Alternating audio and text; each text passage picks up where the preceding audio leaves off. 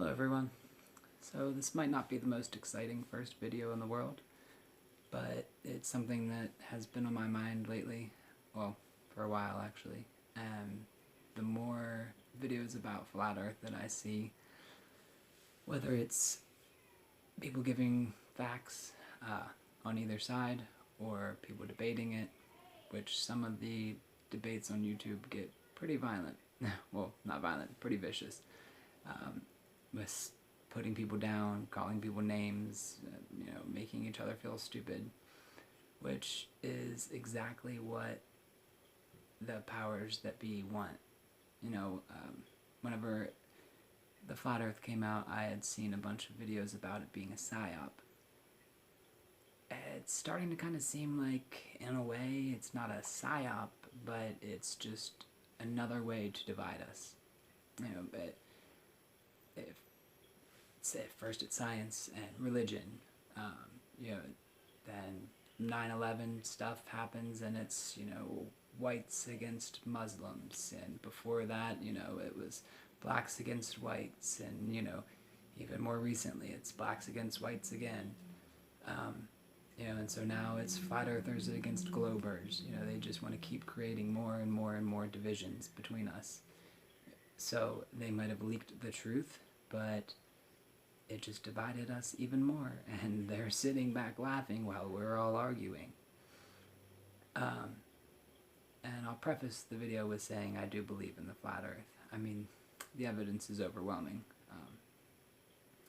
Personally, I used to be E=mc². I used to be all about science. I was die-hard Albert Einstein, Stephen Hawking, read all of his books. But once I realized that I lost my way, and I started out as a Christian, I went to church every day, but science had me hook, line, and sinker, so I get it. For those of you who are holding on to your beliefs, I get it. I held on for a long time, but I finally gave in because the evidence is, it's just overwhelming. There's no point in debating it. There's no point in giving facts. It's the truth. Let's move on. But no one is talking about the bigger issue with the whole flat earth movement in general. Let's think about it this way. Growing up, we were told that we live on a globe, planet Earth. It's funny, they use the correct wording whenever they give us lies, like planet. The word planet means a small plane. Think of the word cigarette, marionette. If you add E-T-T-E to the end of something, it miniaturizes it, or a smaller version. So, and E-T-T-E, I'm thinking of Spanish, but adding E-T or E-T-T-E or E-T-E, any of those are, sufficient to get the point across of something smaller. So, a small plane, plane-et, small plane. So they actually call the Earth the correct thing, which is a small plane of existence, and then they tell you it's a globe. But anyway, so they say we live on a globe, which is absolutely massive. And they say there's the moon going around the globe, which is also huge, and in perfect alignment, might I add, for eclipses, which is astronomically just impossible. Also, we are rotating around a sun, which can fit millions of Earths, I think they say, inside of it. So, even the small scale, we all know what the sun looks like, so you can picture it, but to truly understand its size, you might be able to. But let's take it up one more step. We live in a galaxy. Our solar system is in the far corner of the Milky Way, which at the center of the Milky Way is a supermassive black hole. And Now, you can also picture the size of a galaxy because we've been shown pictures, but to truly fathom the size of a galaxy, that's where you get to incomprehensible sizes. And the thing about our galaxy is they tell us that we're either going to die from the sun going out and we will freeze. The sun will get so big that it will engulf Venus, Mercury, Earth, and I think Mars too, or possibly Mars, they say. So we'll either die by fire, or think about what a galaxy looks like. They say it's with the black hole at the center. It looks like it's a little whirlpool, getting sucked into that black hole. So our last option is to be sucked into a black hole and ripped apart on the quantum level. So all that right there is pretty depressing. So let's get back to the size issue. Now we live in a universe with billions and trillions and quadrillions of galaxies that are even bigger than the Milky Way. So now to even comprehend that size, it's just impossible. You can't. It's so big, it's laughable. I mean, and then, the multiverse theory where there's universes and universes and universes all stacked on each other, and then dimensions where universes could be small dimensions that are actually huge. It just gets so... they take you so far down the rabbit hole that you don't know which way's up anymore. And that's the point. So now, think about how big they say everything is. I mean, universes on top of universes. Not galaxies on top of galaxies. Universes on top of universes. How big do you feel? How special or important are you in something that big and deadly? We're just some accident, that crawled out of the sea and just happened to become sentient. The fact that they say that we are an accident, that evolution is the means by which we've gained our intelligence.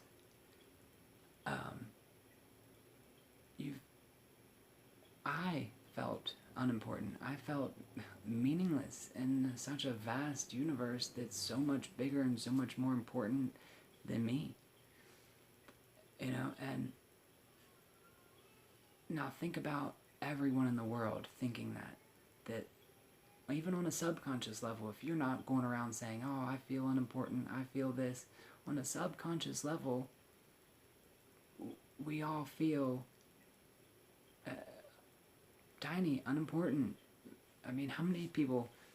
Okay, well now let's take it to the flat earth and the Bible being correct. The planet, the plane of existence, Earth, and when you look up at the stars, we see stars, but we're looking at it through three-dimensional eyes, basically. So if we had the eyes to see what was actually up there, we would be able to see the heavens and see God. So how many people do you think would steal if they knew that God was literally right above them? I mean, here's the dome, and the heavens are dimensions inside of the dome with God literally sitting on top. So technically, we could shoot a rocket and it would be right where, once it hit the firmament, that's basically where God is. So imagine God being close enough to see everyone. Do you think people would steal? Do you think people would murder people with God watching?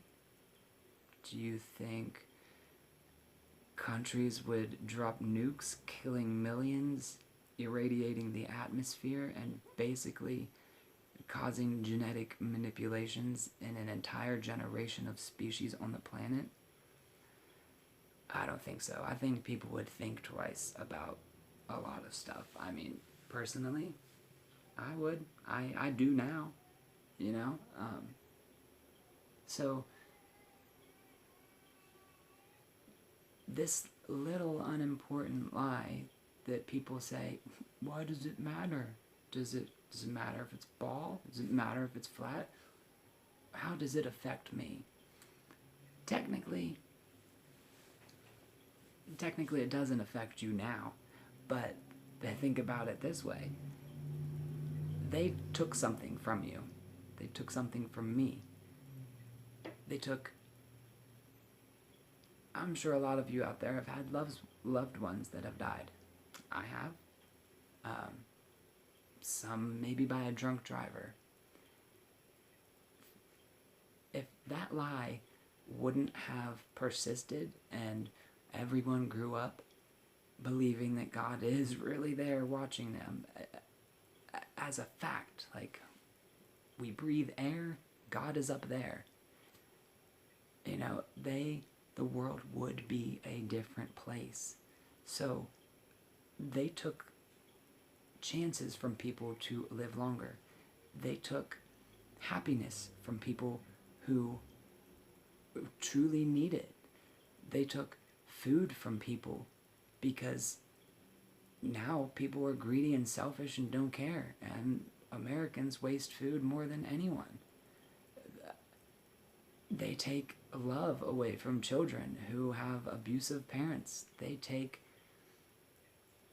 have taken so much from us and we don't even realize it.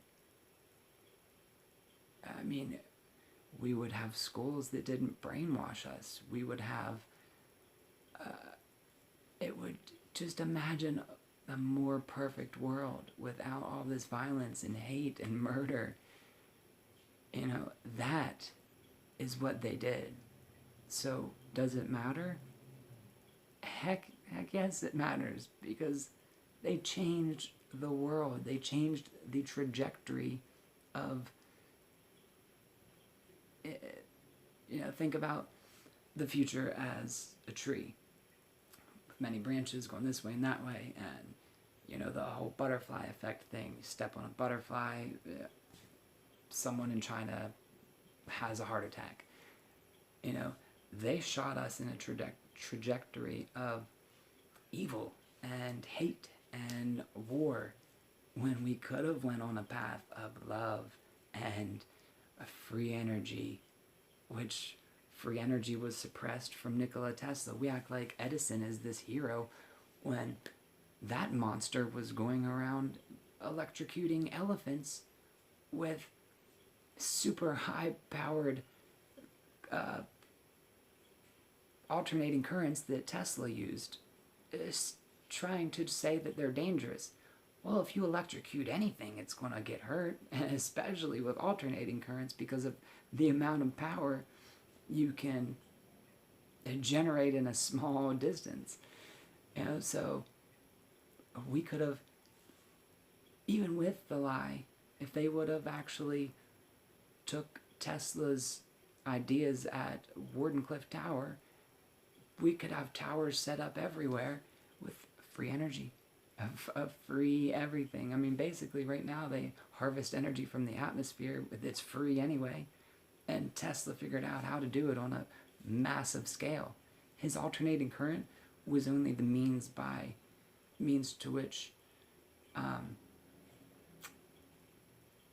transfer electricity, like on a local level, like inside of a house. If, you know, I don't even know if things would have had cords, period, if his wireless technology would have grown, but alternating current is a way of generating more power, and without, like, if we had DC power, we would have like power stations every 5 miles, but with alternating current we have like one power station and all the electricity for a city is generated. But so right there again, free energy. We could have all had no electric bills. Think of the money saved. Think of the people that became homeless because they couldn't afford their bills. If they didn't have an electric bill to pay, maybe they wouldn't have lost their home. You know, think of companies that use millions of dollars in just power. Think of how many jobs could have been saved if they wouldn't have had that bill. So people don't look at all these small things that, if you look at them individually, how does Flat Earth tie into that? Well, it doesn't individually if you aren't thinking of the bigger picture. But when you look at the bigger picture, look at the whole of reality as it is, our entire existence has been changed because of one lie. The Earth is a ball, and we live in a solar system, in a galaxy, in a universe. That little line, that sentence that took me, 2 seconds, 1 second to say, changed the world forever. And that's the issue. That's the problem. And no one's talking about it. We're all fighting. We're all giving facts. And that's a big reason why I wanted to start my channel, because I want, instead of just having videos where I give facts and I talk about stuff, I want to actually start, group prayers with intention, because there's a part of science that can be helpful, like some of quantum physics with the whole double slit experiment. Basically, there's a metal bar or metal plate with 2 holes. Then there was this little cannon that fired buckyball electrons through it, and they had a camera, set up right here to watch as the balls go through. Did it go through this one? Did it go through that one? And whenever that camera was set up to observe which hole it went through, it either went through hole A or hole B. And then I can't remember if they purposely did it or they just took the camera away to set up like a control. But basically, they had the electron cannon firing at random with no observer and no camera to detect which hole it went through. And just as Dr. Quantum from the movie says, something amazing happened. It created an interference pattern on the back, which, say this is the back wall, it looked like a wave hit it. It didn't have just dots everywhere.